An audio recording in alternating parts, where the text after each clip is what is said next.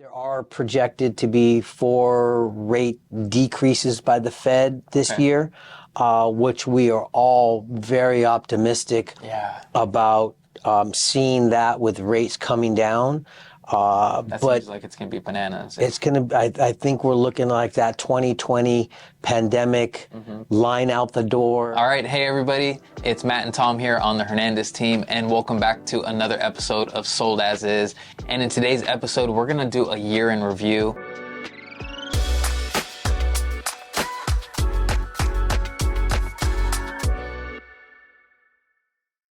And let's just go ahead, let's get started.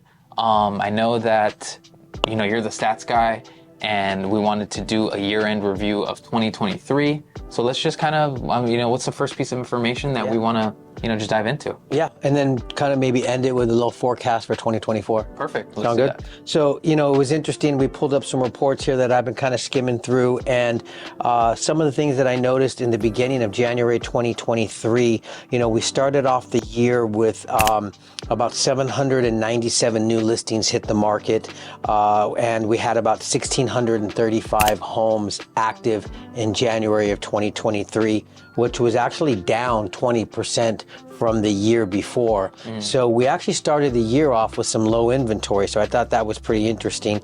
And then the average sale price in January of 2023 was also $949,000. Opened escrows that we had were 554. You can kind of see that in the report that we're looking down at. Yeah. And that was actually down 28% from the year before. Closed escrow were about 449. That was down about 45% from the year before. Sale price was on average of about $1,180,000, and the average days on market in January were about 45 days on market. So wow. We really saw a big contrast coming in from 2022 to 2023, right, with inventory being down and a lot of things kind of stagnant in there. And then if we fast forward into 2023 of December, January we had a 3.6% months of inventory on our market. Right. And then in December, we only had about 2.3. So even though we are in such an odd market, we gobbled up some inventory, right. So it was an interesting market. I mean, you saw house prices $1 million for cities like West Hills. Yeah. You remember the buyer that we had, he was going to get like 1,100 square feet in West Hills, and we took him out to Santa Clarita and found him a 3-bedroom, 4-bath home, 3,300 square feet with a pool for like $950,000. So, right. I think last year was a year of buyers really kind of taking a look at where their best bang for their buck was. Right. Well, because interest rates went from 3 or 4%. Now they're looking at upwards of 7%. Yeah. So it will, like you said, I can go West Hills, get this, or I can go over to Santa Clarita and get a little bit more bang for your buck. So you're definitely seeing buyers doing that dance of like, man, look, I'm qualified, I'm ready to go, but man, this is what I get here and this is what I get here. Right, so getting a better bang for my buck somewhere a little farther out. Yeah. We also had the challenge of insurance. Right, insurance nearly doubled, tripled. A lot of insurance companies were pulling out. Yeah. And that was something that we were running into in the escrow processes of a couple of our deals, in the sense that for every $100,000 you borrow is about $50 in a mortgage payment. Well, insurance is nearly going from $150 to now $300 or $400 was really eating up a lot of their purchasing power. So that meant we had to go back to the drawing board and really kind of figure out some interesting financing techniques to be able to get them in line to meet the ratios. And we also had to, factor in the contingencies for insurance as well. It wasn't necessarily just, oh, don't worry, we'll find you a policy. Hey, we have 17 days to get ourselves a policy. So there was a lot of nuances going on in 2023, other than just some interesting stats, What else did you see in 2023? I mean, I saw, what was interesting is I saw a lot of the same things. Every cycle has its things, and I always hear, I'm waiting for the market to go down. Yeah. I'm waiting for interest rates to go down. Waiting for this. Like, everybody has their reasons. Everybody's on the edge, But the people that the main thing that I saw is there were the haves and the have-nots. Yeah. The haves made the decision, they made the declaration, I'm gonna be a homeowner this year. I don't care what the interest rate is. And I think they got a property, like you said, they got a better bang for their buck, whereas the pandemic buyer, they were just lucky to be chosen. They were just lucky to, we found that over 50 or 60% of the people that bought during the pandemic, they got a home that they weren't happy with. Yeah. And I think it was a rare opportunity right now in this market, even though you're getting a higher interest rate, but you're getting the house that you wanted. Yeah. You didn't have to compete with, 18 other offers that other market cycles before you had to deal with. Yeah, I mean, how many clients of ours, and I think that leads into the shortage of inventory in this stat right here, because there were a lot of sellers of ours that said, Tom, I'd love to sell my house.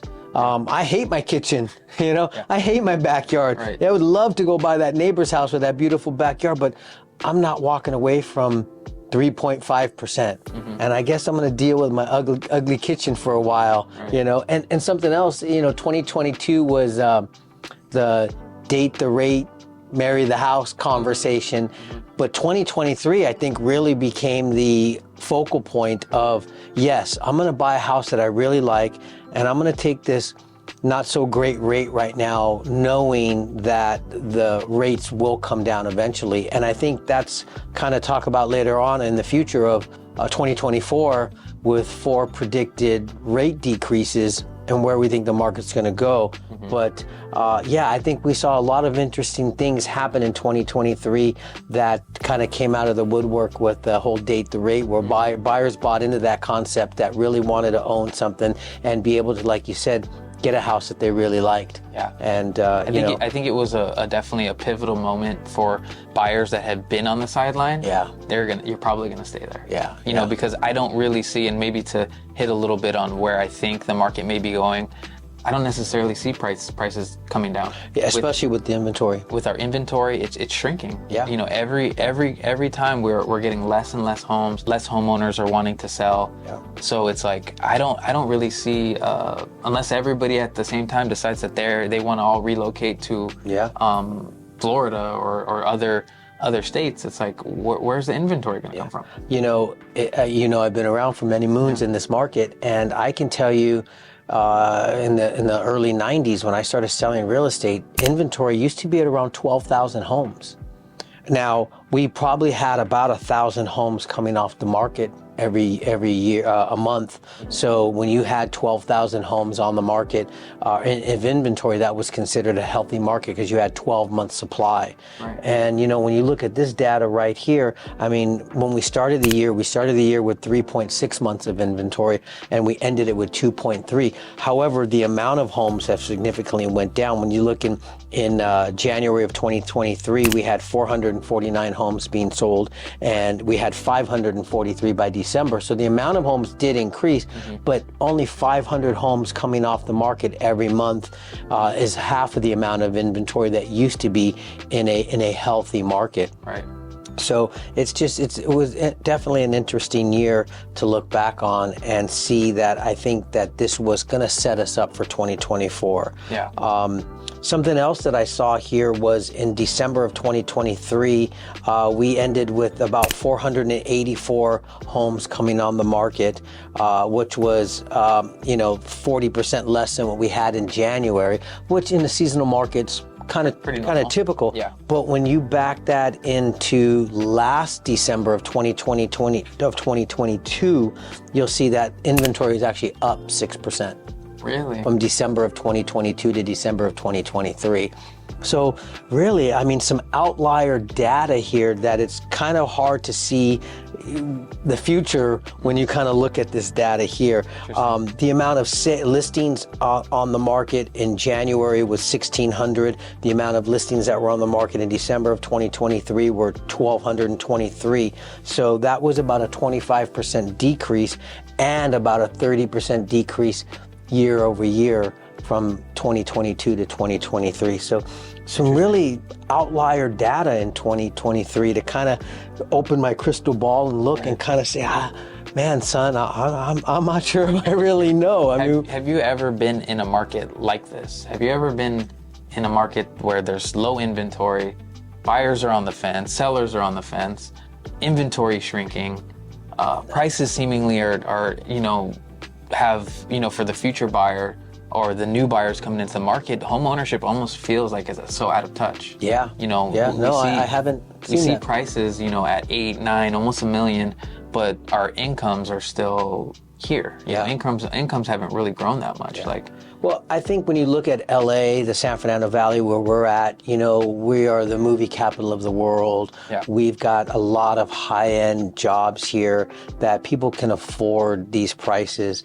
And I think a lot of people who are making good money in our market here, they realize that, these higher interest rates, they're not very comfortable to wake up and make a $5,600 a month payment. But the other side of that, the higher amount of interest that they're paying in their mortgage, for now, again, not a CPA, not giving any legal advice, but for now is a tax shelter for them. So they realize if they're going to have to pay this much for housing, at least they're going to be able to write that off with Uncle Sam. Right, or at least pop out a couple kids or something. Yeah, have some kids. That's what we always say, right? Either buy real estate or have kids. Yeah. But, looking back, no, this is definitely one of the first times that I've seen something like this in our real estate market over the years. But as real estate agents, for me, it was a lot of getting back to basics of listing practice that we had to do in 2023 that probably agents in the last 7 years didn't have to do. Right. Just put a sign on. They didn't have to be, not even a sign, just do a broker's open on a Friday, and by Sunday there were the offers in on it. Yeah. And this year, we really had to get back to basics. Yeah, if you look, looking at the days on market, most were sitting on 30 plus days. Yeah. That's got to make a listing agent sweat a little bit. That's going to make a seller sweat a little bit. Yep. On their pricing strategy, on where they came out on the market. Yeah. How's the activity? How are buyers reacting? Are we getting offers? Before, I remember, it was like, hey, we're going to put it up and there's going to be buyers that are going to want to buy it. Yeah. Deadline's Tuesday at 4. Yeah, we put it up on Monday. And we put it out on Thursday night, So, but, getting back to basics of door knock in the neighborhood, just listed cars, just sold cards, cold calling the neighborhoods, using the reverse directory for properties and letting all the agents know that have searches lined up that, hey, we got a property that fits one of your buyer's criteria. Right. That also had to be done in 2023. So I think a lot of the consumers out there, they might not realize the extra activities that we were doing to push those sales through. When you look at these stats, these were stats that are results of the agents' efforts now in 2023, that last year efforts, the year before that and the year before that, since the pandemic, these efforts hadn't been put in. So a little kudos to those agents that are out there that were part of these sales, because we know they were in the trenches working hard to bring buyers to the table for their sellers and their customers. Yeah, and to kind of piggyback off that, I think that we in our real estate industry do a terrible job of showing the things that we actually do, because we show the beginning product and we show the ending product. Yeah. And we don't really showcase all the intricate things that we do in between, the phone calls, the late night emails, all of the things that we do in between from beginning to end. We just show beginning, finished product, and everyone's like, oh, that's easy. Yeah. You guys get paid way too much, and you guys do this. So it's like we don't do a good job at all of being able to demonstrate where our value really comes from and all the intricate things that we do on a daily basis. Look at the transaction that we did where we're getting ready to close, and then the loan got denied. Let's talk about that. So it was. You start with it. Yeah, so I know, right? Some gray hairs from it, but had a listing in Reseda. Buyer was getting a grant from the government or from the city of LA. And I guess there were some miscommunication on the application that the city found out. And right in the 11th hour, like literally a week before you guys are getting ready to close, you guys find out, hey, buyer doesn't qualify for the loan anymore. Sorry. Yeah. Back on market. And the pivots that you have to do to put that deal back into escrow are definitely challenging. And, again, the consumer doesn't see all that stuff that went behind the scenes and all those extra things that we had to do to get that thing back on track. They just saw the list price, the sold price, and they don't know that stuff. And, you know, look at that deal that we did in Sylmar over there, where 5-7 days into escrow, the buyer's money doesn't show up. And now you're backpedaling, going to buyer number 2 and working through those motions and stuff like that. So a lot of effort. Whereas previously, these things were non-existent. Yeah. Because everyone was coming in with 20% down. Yeah. You know. Yeah. Interesting. Absolutely. So let's kind of jump into 2023. We're in December. We're looking at, you know, the amount of inventory hit the market. Although it was down 40% from January, when you look at the year over year, it was up 6% there. So good sign there. Amount of inventory went from listings from 1,600 to 1,200 by December, down 25% from the beginning of the year to the end of the year, and actually down 30% year over year. Wow. So that was interesting. Average sale price on the actives was on average about $949. Value went to $1.2 million by the end of the year, up 25%. So outlier, anomaly of real estate, and, you know, all this downward arrow information, but yet the average list price jumped up to, you know, up 25%. Well, that's just the apples conversation, right? The less apples, the more those apples will be. Oh man, so you hit the nail on the head right there, exactly. Just the less amount of apples. When you look at opened escrows in January, it was 554 to the 372 that were in December. So down 33% in the amount of sales versus the beginning of the year. 554 in January was actually down 28% year over year from then. So we started off down from 2022, and you know, we just kind of followed suit. We really have only about 500 homes selling. That brings me back to agents are working 3 or 4 times as hard for the least amount of sales that are out there, because there's probably 10 times the amount of real estate agents that are out there for the amount of sales that are here in the San Fernando Valley. For sure. Closed escrows, you know, started off the year down 45%, but ended the year up 21%. Wow. The average, you know, sale price at the beginning of the year was $1,180,000, and the sale price towards the end of the year was $1,152,000. So we had a 3% drop in value overall. Wow. So just some crazy outlier data that was kind of hard to, you know, again, take that fortune ball, that crystal ball, and really look at that stuff. Average days on market, 45 days. At the end of the year, average market was 29 days, which was actually down year over year by 6 days. We did about $8.84 billion of sales in 2023. Wow. 8.4 billion in the San Fernando Valley, which is down 24%. Oh, wow.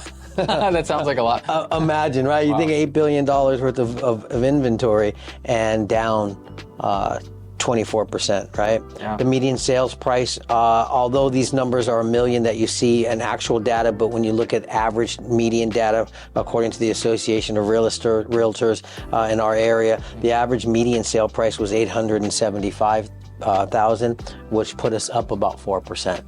Wow. So really some crazy data out there. It's really odd. A lot of up arrows, a lot of down arrows. It's like our market's just all over the place. Yeah.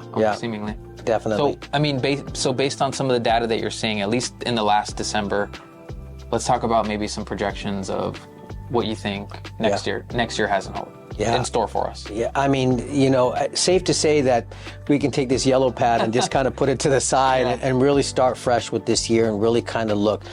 January's kind of been starting off a little slow. I think the way the holiday fell on a Monday, everybody got a Tuesday off. Everybody's kind of getting back to work right now. We're seeing that, you know, the people getting out looking at inventory, stuff like that. There are projected to be 4 rate decreases by the Fed this year.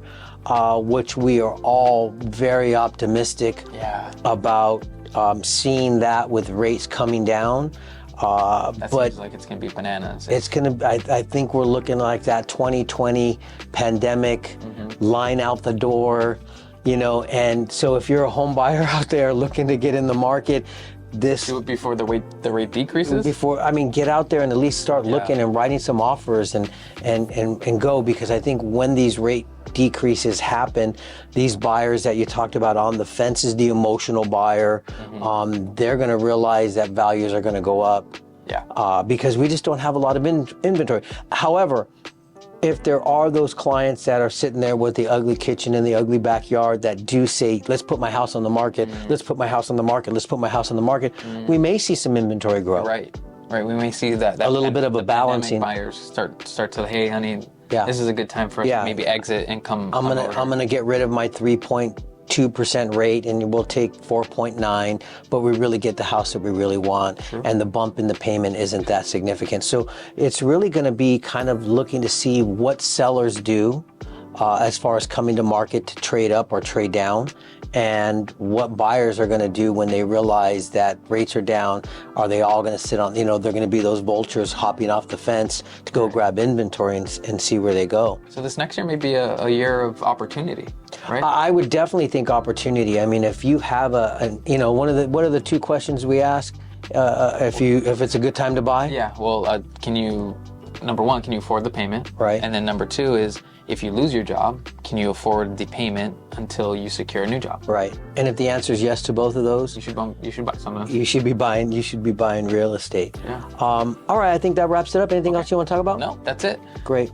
I guess we'll see you on the next video, guys. And hey, whether you're looking to move into the LA area within 9 days or 9 months, we're always here to help you with all your real estate needs. So do us a favor, check out the information below, like, subscribe. That way you can stay up to date with all the real estate in the LA area, and we'll see you on the next video, guys. Bye, guys.